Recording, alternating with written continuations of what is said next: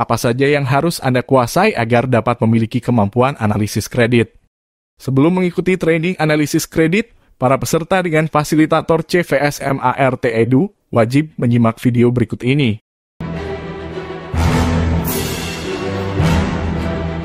Tujuan training mempelajari aspek-aspek yang dipergunakan di dalam analisis kredit. Peserta akan dipandu penerapannya dengan menganalisis studi kasus nyata yang akan dibimbing langkah demi langkah oleh pengajar. Peserta juga akan memahami berbagai model bisnis, sehingga nantinya dapat menawarkan jenis kredit yang tepat sesuai model bisnis nasabah. Tujuan video ini, agar peserta lebih siap dan lebih memahami materi yang akan disampaikan termasuk adanya tes untuk mendapatkan feedback dari peserta pada akhir hari. Dengan mempelajari aspek-aspek yang dibutuhkan dalam analisis kredit, peserta diharapkan memiliki pedoman dalam menganalisis kelayakan suatu pengajuan kredit sehingga bank nantinya akan mendapatkan aset yang berkualitas. Aspek-aspek yang dipergunakan di dalam analisa kredit dapat dilihat pada perangkat analisis kredit sebagai berikut. Pada perangkat analisis kredit atau job AID tersebut, terlihat bahwa secara teori analisis pembiayaan dibagi dalam dua bagian. Yang pertama adalah analisis kualitatif, yaitu analisis menyeluruh terhadap kredit yang akan dibiayai yang bersifat non-angka. Yang kedua adalah analisis kuantitatif, yaitu analisis terhadap angka pada aspek finansial yang ditujukan pada laporan keuangan. Pada analisis kualitatif terdapat analisis industri, analisis bisnis, dan analisis manajemen. Sedangkan pada analisis kuantitatif terdapat analisis finansial, yaitu menganalisis laporan keuangan usaha nasabah. Untuk dapat menganalisis laporan keuangan dengan baik, maka seorang analis harus memahami laporan keuangan yang terdiri dari neraca, laporan laba rugi, laporan perubahan modal, laporan arus kas, dan catatan pada laporan keuangan. Analisis laporan keuangan itu sendiri terdiri dari analisis tren, common size, dan analisis rasio. Pada prakteknya, untuk mempermudah menganalisis laporan keuangan, maka seorang analis akan melakukan spreading, yaitu proses berposting akun-akun pada laporan keuangan nasabah ke dalam suatu format yang disebut spreadsheet. Umumnya tiap-tiap bank memiliki format spreadsheet tersendiri. Spreadsheet itu sendiri adalah format terpadu yang digunakan seorang analis kredit untuk memudahkan menganalisis laporan keuangan nasabah. Karena sudah didesain lengkap dengan rumus dan perhitungan untuk analisis keuangan termasuk analisis rasio. Namun untuk RM emerging atau small medium enterprise di mana laporan keuangan dari nasabah kebanyakan belum diaudit oleh akuntan publik, maka tidak perlu melakukan spreading. Tetapi perlu melakukan verifikasi atas laporan keuangan tersebut, dan alat verifikasi yang dipergunakan adalah rekening koran. Ketika suatu pengajuan kredit diproses, maka tujuan kredit atau borrowing costs harus dapat teridentifikasi dengan jelas. Analis juga harus melihat kualitas jaminan dan kecukupan nilai jaminan terhadap jumlah rupiah yang diajukan.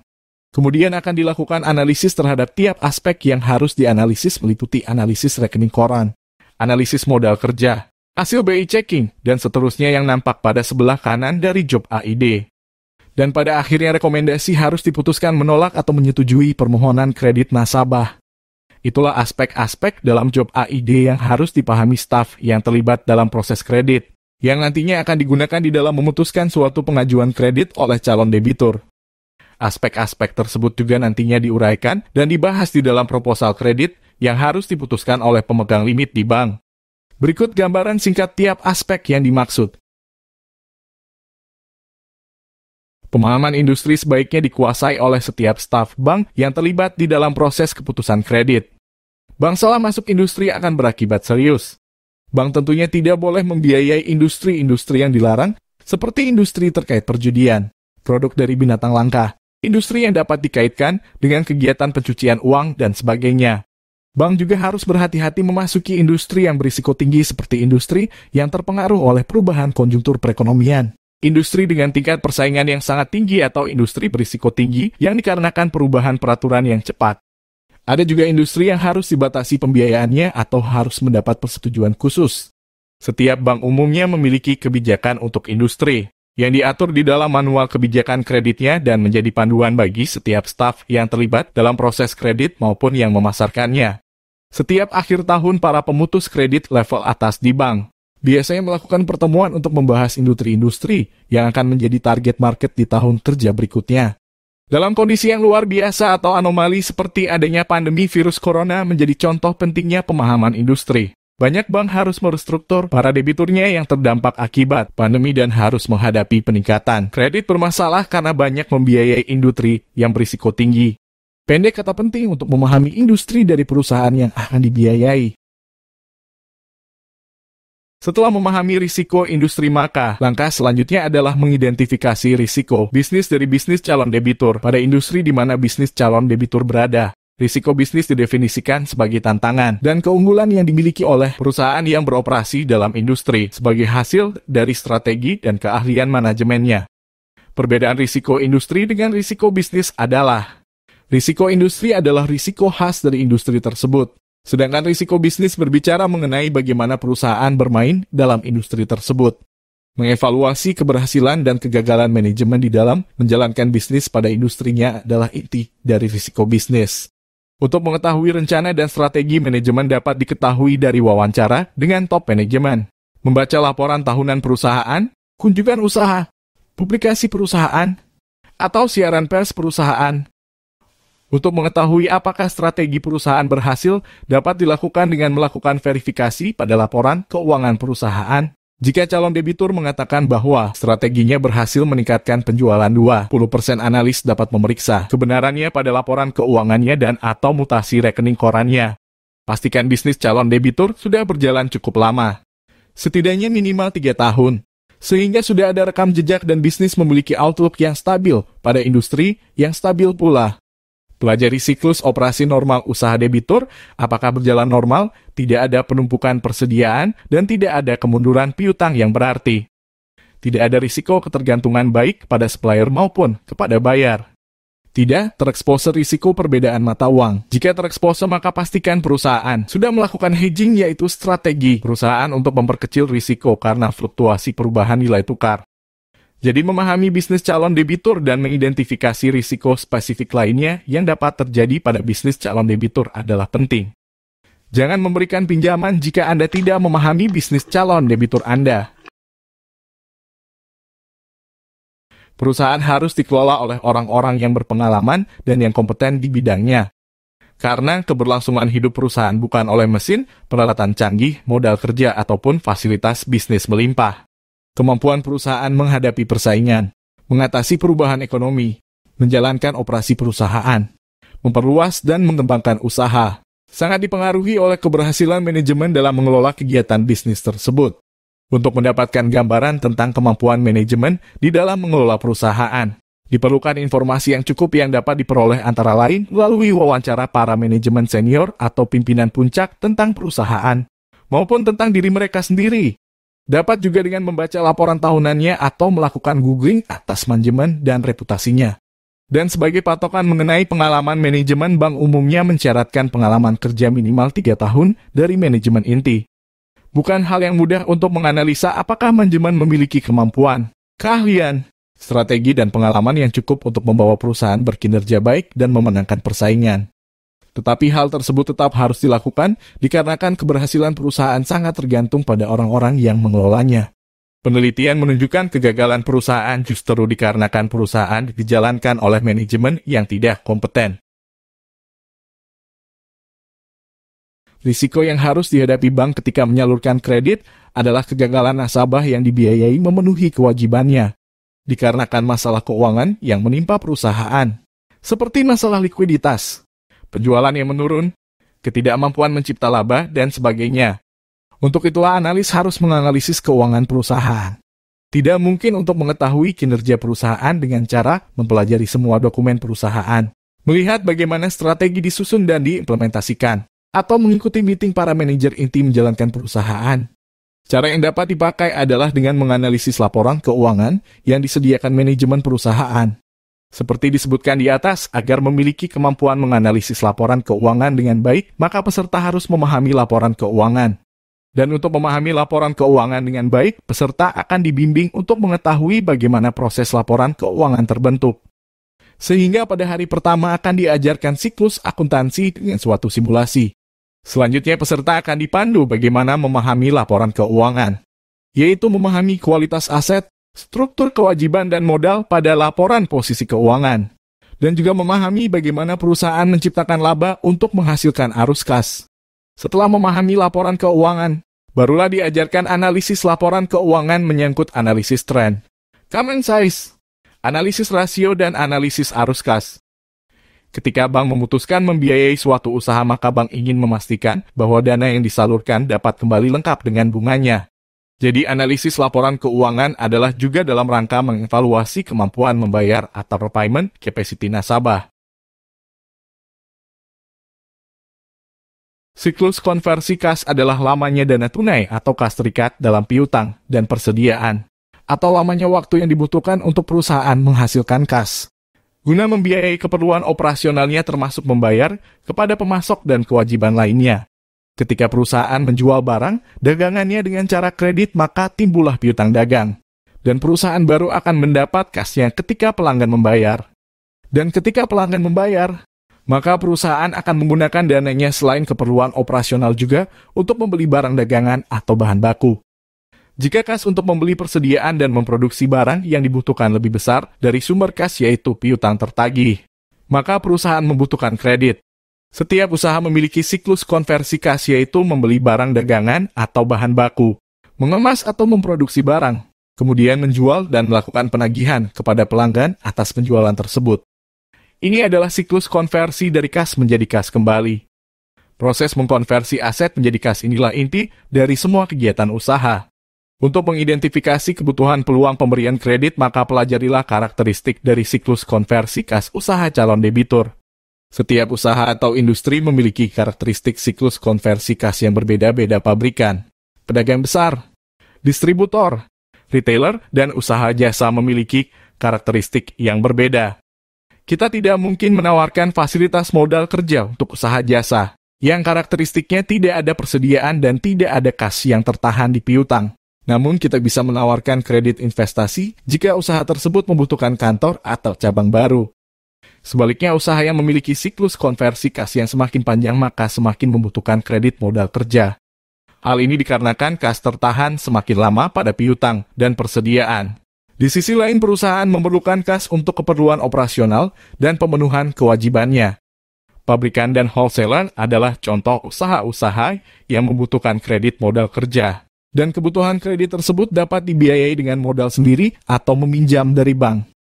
Pada sisi lain, untuk mendukung kegiatan operasionalnya, perusahaan memerlukan aset tetap seperti pabrik, kantor, gudang, mesin, kendaraan bermotor, ataupun peralatan lainnya. Aset tetap inilah yang digunakan untuk mendukung kegiatan operasi usaha dalam rangka menghasilkan keuntungan. Jadi siklus konversi kas terdiri dari siklus operasi perusahaan dan siklus investasi barang modal. Ibarat sebuah judul buku yang akan mempengaruhi seluruh isi ceritanya, maka alasan meminjam atau borrowing costs akan mempengaruhi seluruh isi dari proposal kredit. Borrowing costs sangat penting dalam analisis kredit. Mendeteksi alasan meminjam oleh debitur adalah bagian dari pekerjaan yang dilakukan oleh setiap karyawan bank yang terlibat dalam proses persetujuan kredit. Tanyakan ke calon debitur mengapa dia membutuhkan kredit. Jenis pembiayaan apa yang diinginkan, apakah untuk modal kerja atau keperluan pembelian aset atau keperluan yang lain. Apakah pengajuan tersebut masuk akal dan apakah sesuai profil atau model bisnis debitur. Ini adalah pertanyaan-pertanyaan penting ketika mengidentifikasi kebutuhan pembiayaan calon debitur. Bank tidak akan memberikan pinjaman untuk keperluan spekulasi. Contohnya spekulasi sehubungan dengan perubahan nilai tukar, membeli saham, atau pembelian tanah kosong untuk berspekulasi. Bank umumnya juga tidak akan memberikan pinjaman atau tambahan pinjaman untuk bisnis nasabah yang sedang menurun.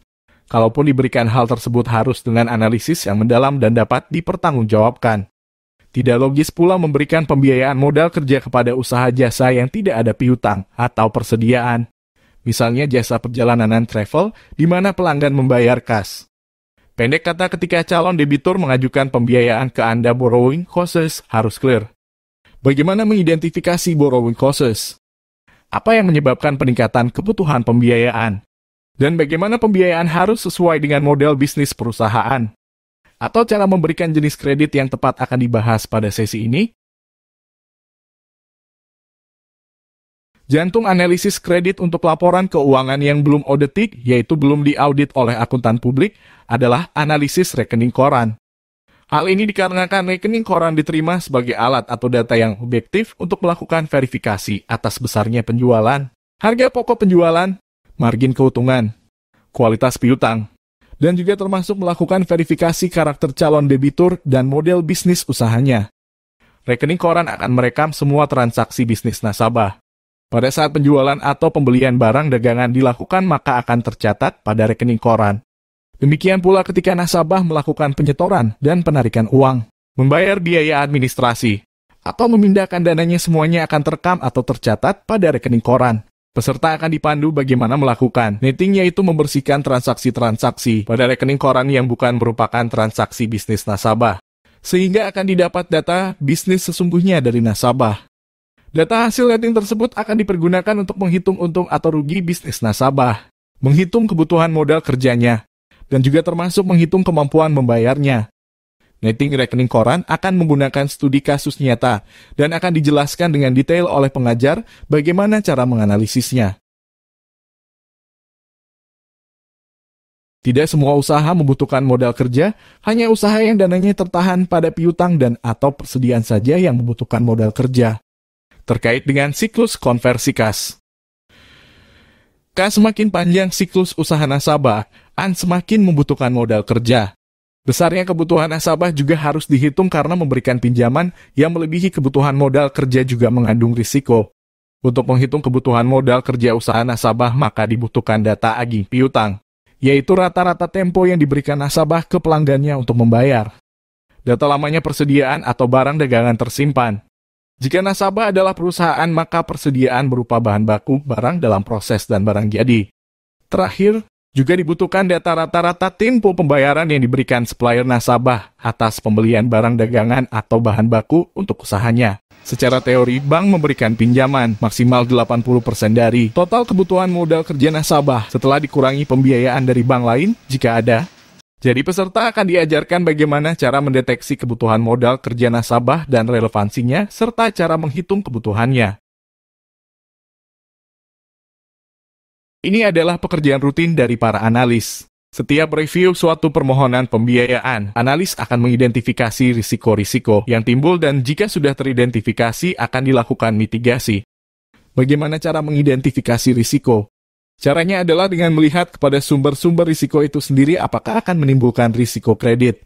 Proses ini penting, karena jika risiko tidak teridentifikasi dengan baik dan tidak termitigasi, maka akan meningkatkan risiko ketika suatu pembiayaan diberikan. Dalam praktik terjadi juga risiko teridentifikasi tetapi tidak termitigasi dengan baik. Akibatnya menjadi bermasalah di masa mendatang. Ini adalah bagian yang penting, terutama jika Anda adalah analis atau bagian unit risiko. Strukturisasi atau penataan pinjaman dalam definisi yang sederhana adalah cara bank menyiapkan produk pinjaman untuk mengakomodasi kepentingan terbaik peminjam, baik jangka pendek, menengah atau panjang tergantung tujuan pembiayaan nasabah. Di dalam strukturisasi pinjaman mencakup produk pinjaman yang tepat sesuai kebutuhan sehingga dapat merupakan sarana untuk mengembangkan usaha nasabah. Itulah sebabnya untuk dapat memberikan produk pinjaman yang tepat, relationship manager dan semua yang terlibat dalam proses kredit perlu memahami fitur, potensial atau esensi dari produk-produk pinjaman yang ditawarkan bank. Harus diputuskan, apakah pinjaman dalam bentuk jangka pendek atau jangka panjang? Apakah pencairannya bertahap atau langsung? Apakah ada persyaratan dalam pencairannya? Apakah nasabah langsung melakukan pembayaran pokok bunga atau hanya bunga saja dalam waktu tertentu? Pendek kata strukturisasi pinjaman melibatkan semua elemen termasuk tujuan, jenis pinjaman, jumlah, jangka waktu, jaminan, pengakuan risiko dan mitigasi, penetapan harga, pembatasan keuangan, dan persyaratan dokumen. Semua elemen tersebut harus bekerja baik untuk peminjam maupun pemberi pinjaman sesuai tujuan pinjaman itu sendiri. Strukturisasi pinjaman yang baik adalah situasi yang menguntungkan bagi kedua belah pihak. Strukturisasi pinjaman yang buruk dapat menyulitkan nasabah yang pada gilirannya juga dapat mengakibatkan bank dihadapkan pada situasi yang buruk dan mahal, yaitu meningkatnya kredit bermasalah. Pada akhirnya Anda harus menggabungkan semua analisis yang sudah dilakukan untuk memutuskan apakah akan merekomendasikan atau menolak permintaan pembiayaan yang diminta nasabah. Pastikan semua aspek atau elemen sudah melewati proses analisis untuk pemberian keputusan pembiayaan yang tepat. Jika semua aspek sudah dianalisis serta risiko-risiko sudah diidentifikasi dan dimitigasi, maka jika Anda memutuskan untuk merekomendasikan suatu pinjaman, langkah berikutnya adalah menentukan jenis fasilitasnya. Kemudian buatlah keputusan mengenai jumlah pinjaman, jangka waktu pinjaman, schedule pembayaran pinjaman, suku bunga dan biaya-biaya dan persyaratan-persyaratan pinjaman lainnya termasuk covenant. Sekali lagi, pastikan kebutuhan pinjaman relevan dengan model bisnis debitur dan besarnya jumlah pinjaman dianalisis sesuai kebutuhan dan kemampuan nasabah memenuhi kewajibannya. Syarat dan kondisi yang dibuat juga harus dapat melindungi kepentingan bank sekaligus dapat memenuhi kebutuhan calon debitur. Demikian beberapa aspek yang akan dipelajari lebih jauh saat di kelas, termasuk analisis jaminan dan juga cara bank melakukan cek menyeluruh atas karakter calon debitur, reputasi, rekam jejaknya, dan sebagainya, yang akan dipelajari dalam aspek bank checking. Intinya dalam training ini, pengajar akan mengajarkan aspek-aspek yang dibutuhkan dalam analisis kredit, lalu diperhatikan di dalam kelas dengan menggunakan studi kasus nyata permohonan kredit nasabah. Untuk memudahkan analisis, pengajar akan memperkenalkan suatu alat bantu yang disebut sebagai tabel analisis kredit. Dan agar peserta menyerap dengan lebih baik materi yang diajarkan, maka akan ada tes harian di akhir sesi pada hari tersebut. Terima kasih dan salam sehat selalu. Sampai ketemu di kelas.